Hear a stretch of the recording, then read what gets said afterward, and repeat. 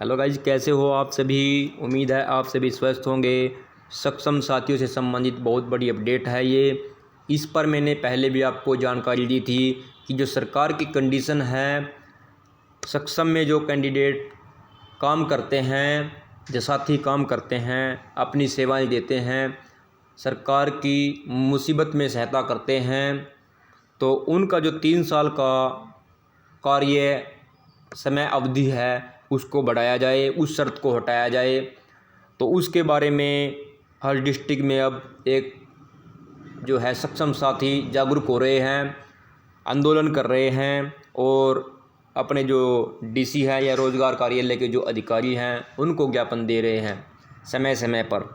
तो समय समय पर हम आपको सक्षम योजना से संबंधित बहुत सी जानकारी देते हैं। तो आज की जानकारी है, सक्षम युवाओं ने ज्ञापन में कहा 3 साल काम करने की शर्त हटे, अनुभव प्रमाण पत्र मिले।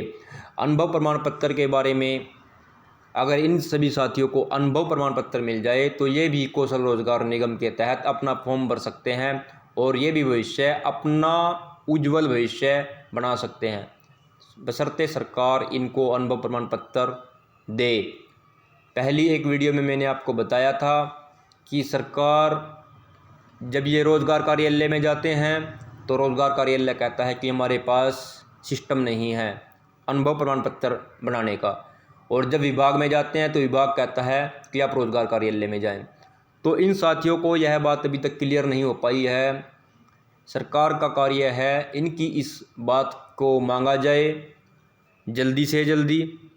डिप्टी सीएम के पास भी ये ज्ञापन देने के लिए पहुंचे हैं, देख लो आप। सीएम व डिप्टी सीएम के नाम सौंपा ज्ञापन।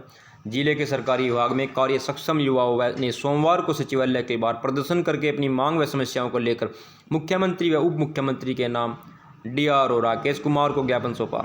ज्ञापन में समक्ष युवाओं ने हरियाणा कौशल रोजगार निगम की योजना में बिना शर्त के शामिल करने व शिक्षित युवाओं को स्थायी रोजगार मिलने तक योजना में 3 वर्ष का कार्य व 35 वर्ष की उम्र रद्द करने, योजना में मांग अनुसार सक्षम युवाओं का अनुभव प्रमाण पत्र जारी करने, प्रदेश सरकार घोषित 9वें संशोधन अनुसार विभागों द्वारा यात्रा भत्ता दिलवाने, परिवार पहचान पत्र की त्रुटि की वजह से स्कीम से बाहर किए गए युवाओं को मौका देकर मानदेय व भत्ता जारी करने, किसी निर्धारित विभाग में 3 वर्ष का कार्य देने, सक्षम युवाओं से AC ग्रेड विभाग द्वारा कर्मचारी मानदत्ता देने की बात की जाए।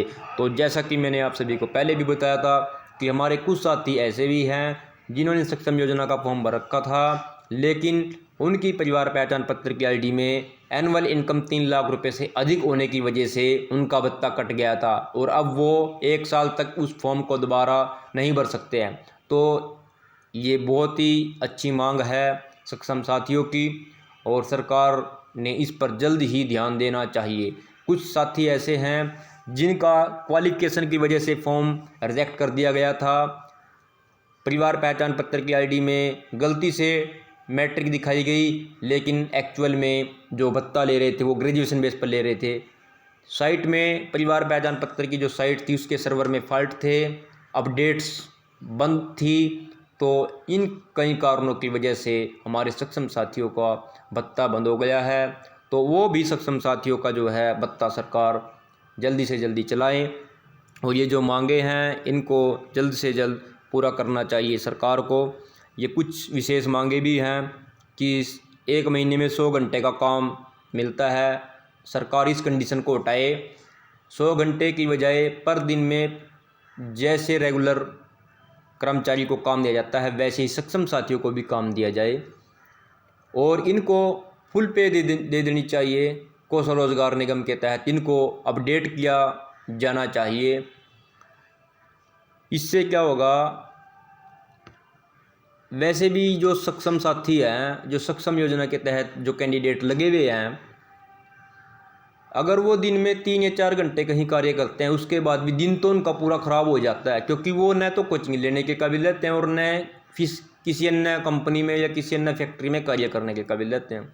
तो दोनों जगह ऐसे फंस जाते हैं। अगर वो काम पर नहीं जाते हैं तो फिर उनका भत्ता बंद हो जाता है। तो एक बहुत ही ये चर्चित विषय है और इस पर देखते हैं, सक्षम साथी लगातार मांग उठा रहे हैं।